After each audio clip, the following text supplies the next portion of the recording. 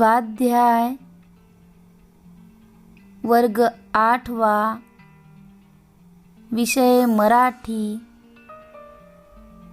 पाठ 20वा, शब्दकोश।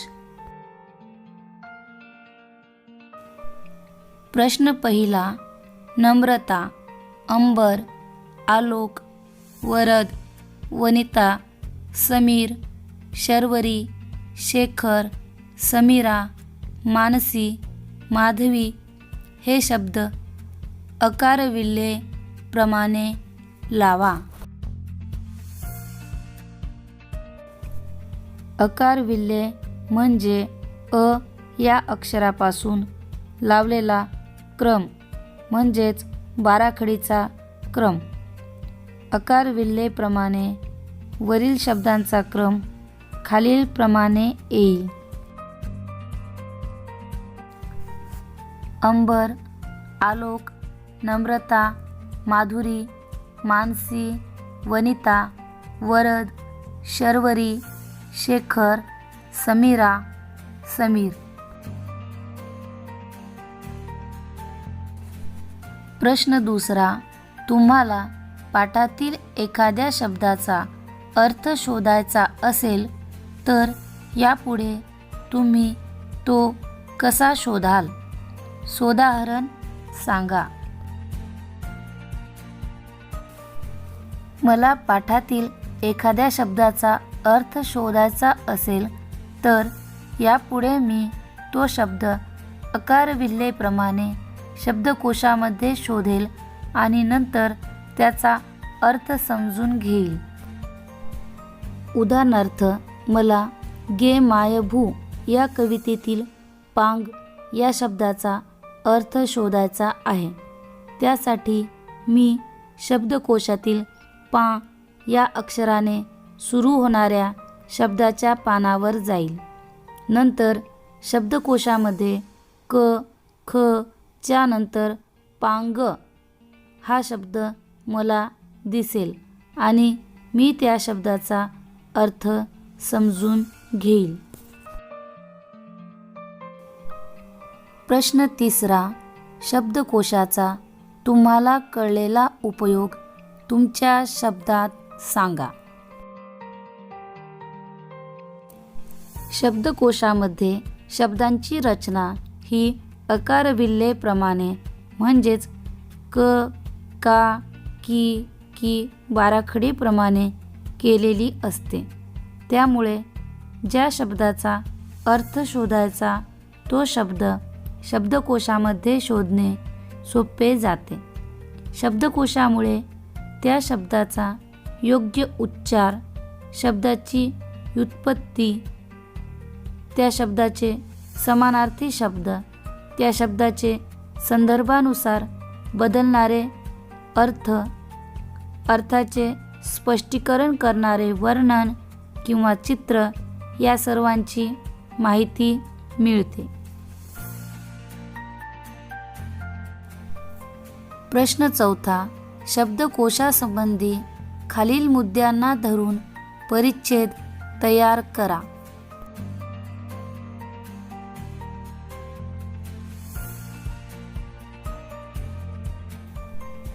शब्दकोशाचा उपयोग.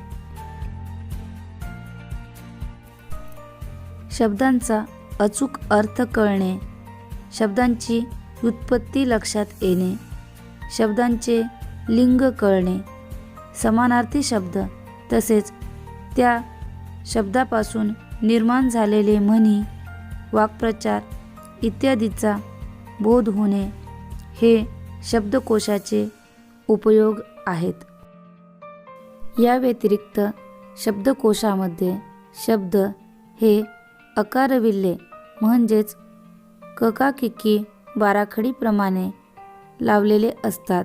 त्यामुळे शब्द शोधणे सोपे जाते।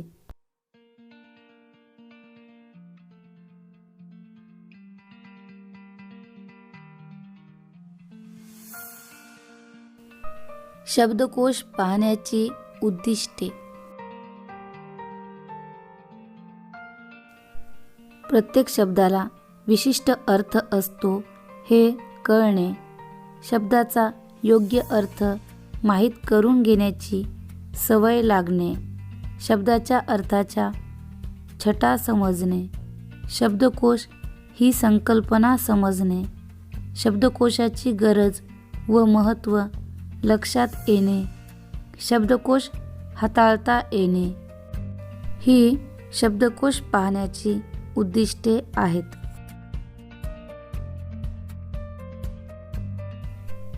भाषा सौंदर्य. खाली काही कवी व कवयित्री यांच्या प्रसिद्ध कवितांच्या ओळी दिल्या आहेत. या ओळी कोणाच्या आहेत त्याचा शोध घ्या व दिलेल्या चौकटीत त्यांची नावे लिहा. रंग रंगुल्या सान सानुल्या गवत फुला रे गवत फुला. कवयित्री इंदिरा संत. आनंदी आनंद गडे इकडे तिकडे चोहीकडे.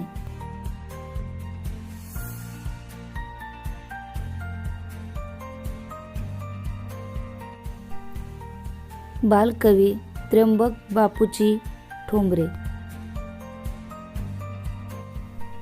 या बालांनो या रे या लवकर भरभर सारे या.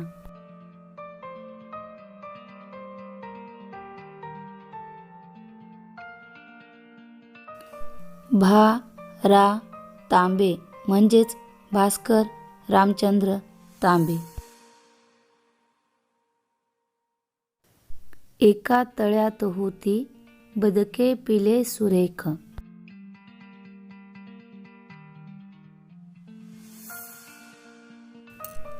ग दी माडगुळकर म्हणजेच गजानन दिगंबर माडगुळकर. ने मजसी ने परत मातृभूमीला सागरा प्राण तळमळला.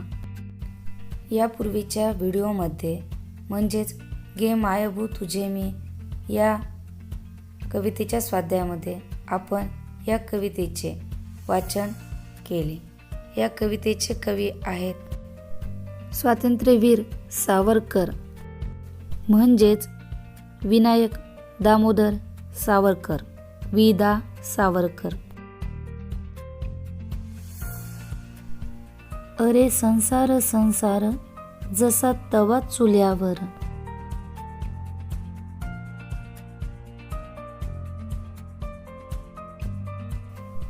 बहिणाबाई चौधरी.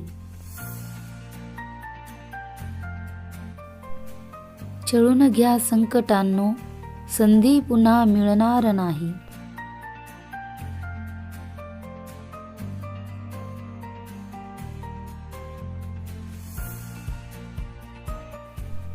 अशोक थोरात. बाळ चाललासे रणा घरा बांधिते तोरण.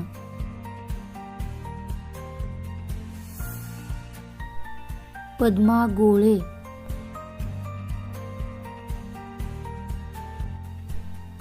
देणाऱ्याने देत जावे घेणाऱ्याने घेत जावे.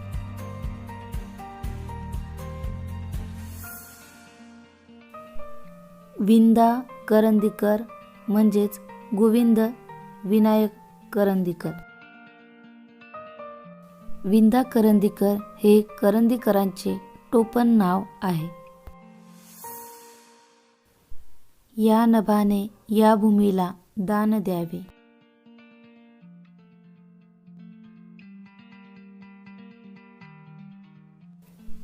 ना धो महानोर म्हणजेच नामदेव धोंडो महानोर.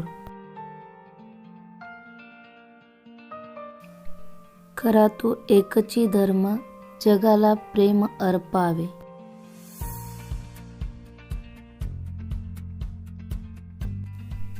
साने गुरुजी म्हणजेच पांडुरंग सदाशिव साने. आई एक नाव असतं. घरातल्या घरात गजबजलेलं गाव असतं. फ मु शिंदे म्हणजेच फकीरराव मुंजाजी शिंदे. या पाठातील व्याकरणाचा भाग पाहूया पुढील भागात. व्हिडिओ आवडला असल्यास लाईक, कमेंट, शेअर तसेच याआधी चॅनल सबस्क्राईब केले नसेल तर चॅनल सबस्क्राईब करण्यास विसरू नका. पुन्हा भेटूया नवीन व्हिडिओसह. तोपर्यंत नमस्कार.